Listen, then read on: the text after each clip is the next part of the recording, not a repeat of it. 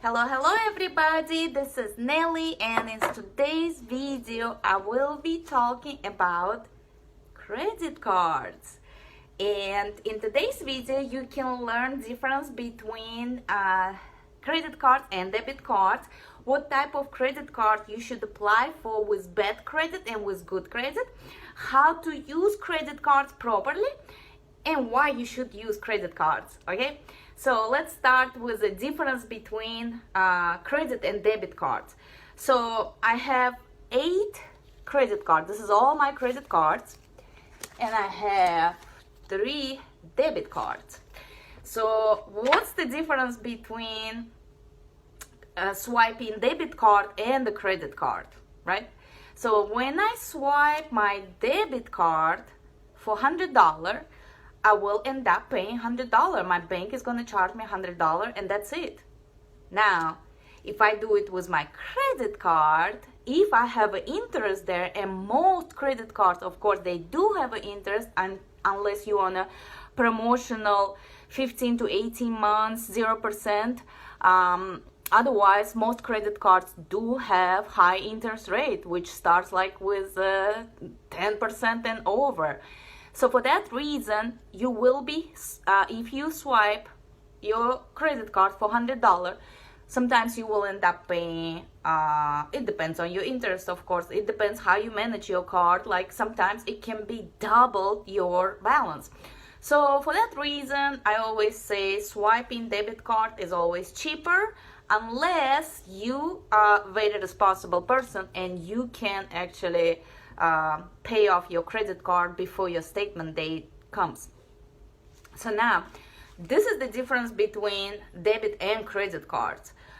Now, what type of credit cards you should apply if you have bad credit? Naturally, if you have bad credit, banks not gonna allow you to use their money just because they're not sure you're gonna pay them back, right?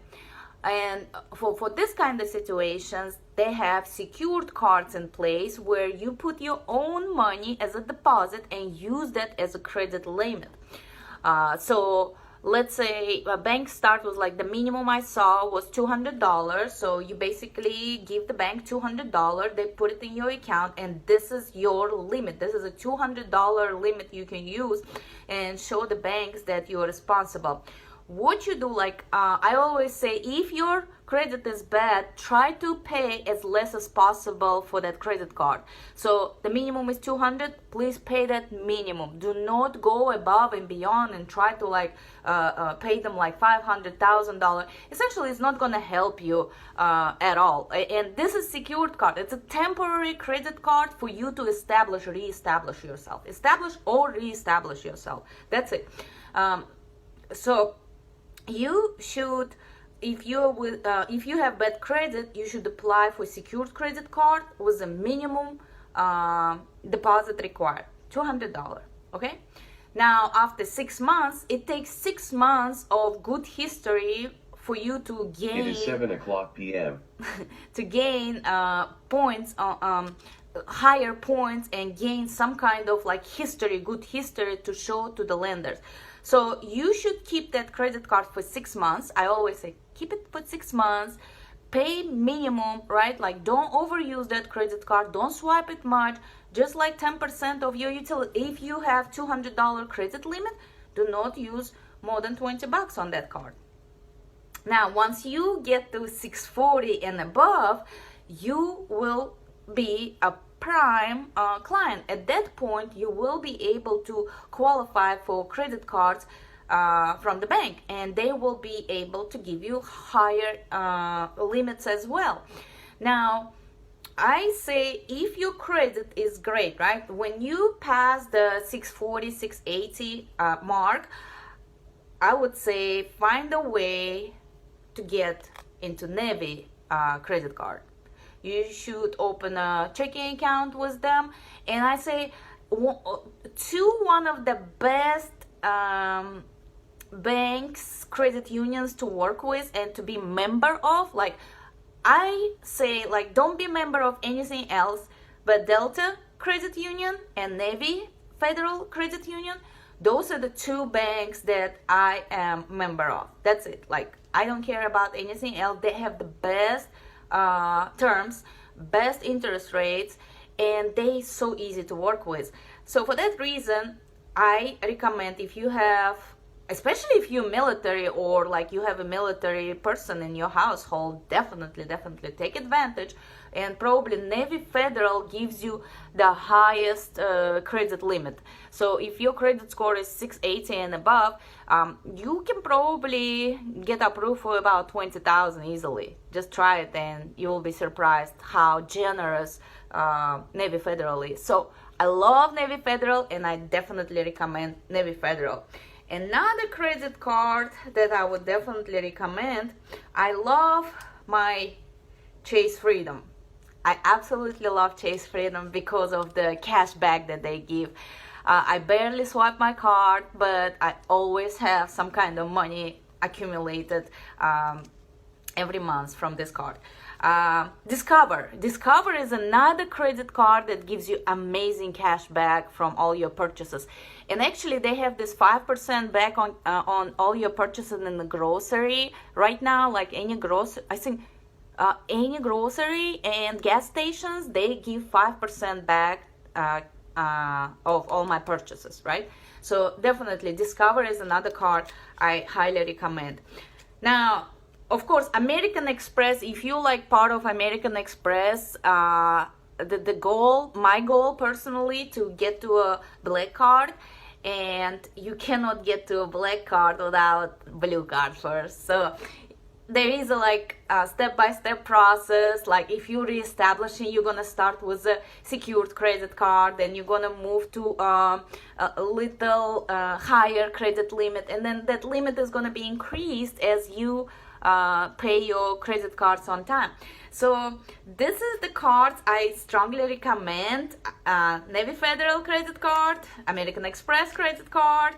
Well, I have Amazon with Chase, and it's gonna basically it's very convenient if you shop on Amazon. They're gonna basically deduct all my money from here, and I also generate some points through all my purchases. Now, what else? Capital One is probably one of the best banks to work with as well when your credit is straight.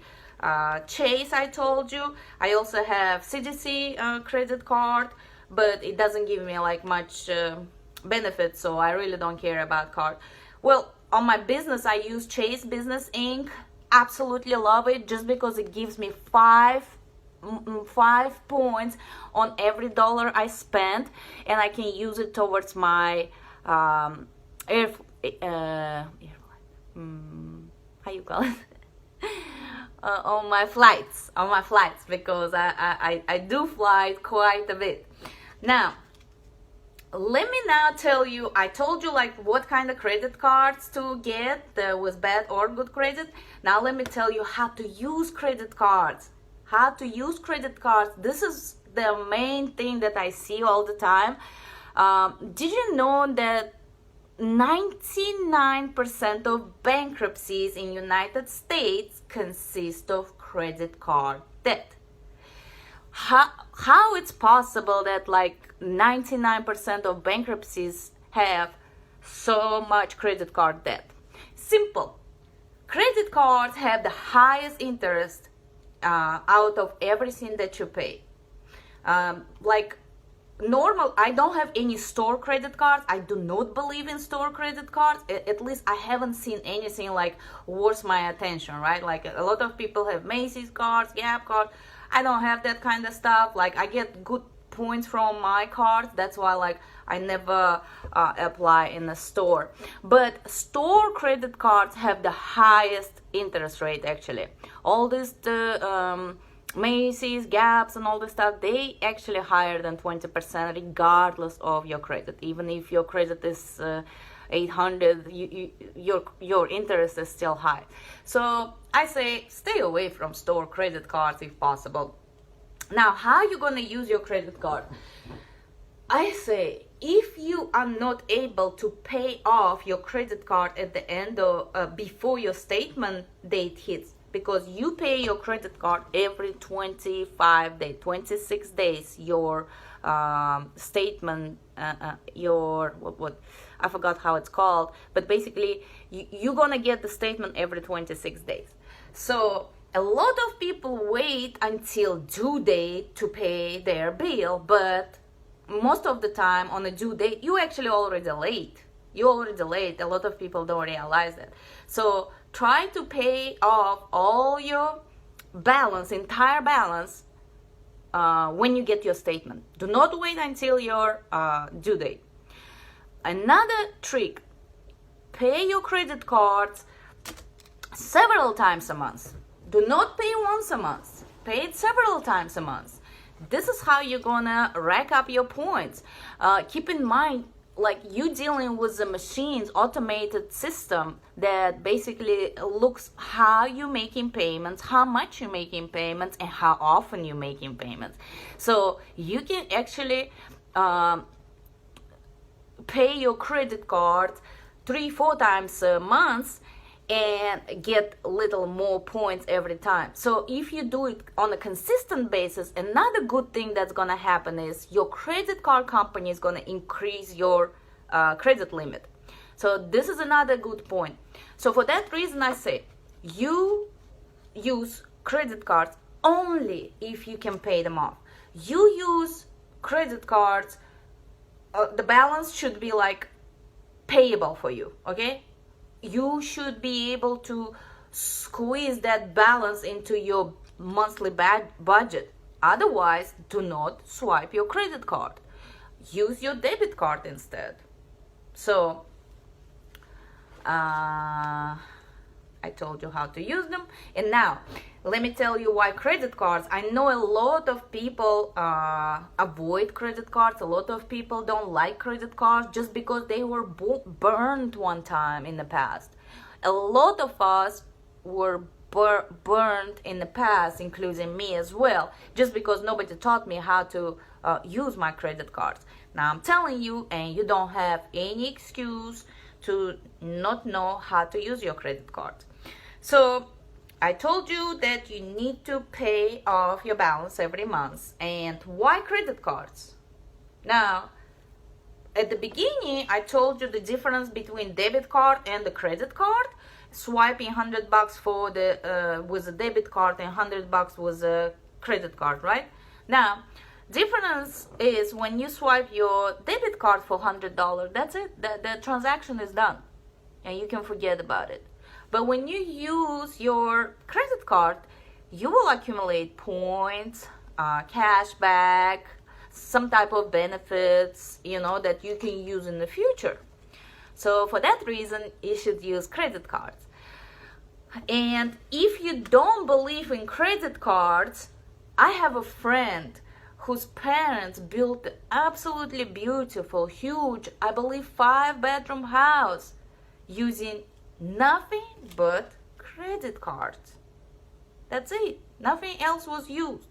They swiped their card to get materials. They built the house from the zero ground, right? Like they purchased the land and they basically built the house from the ground.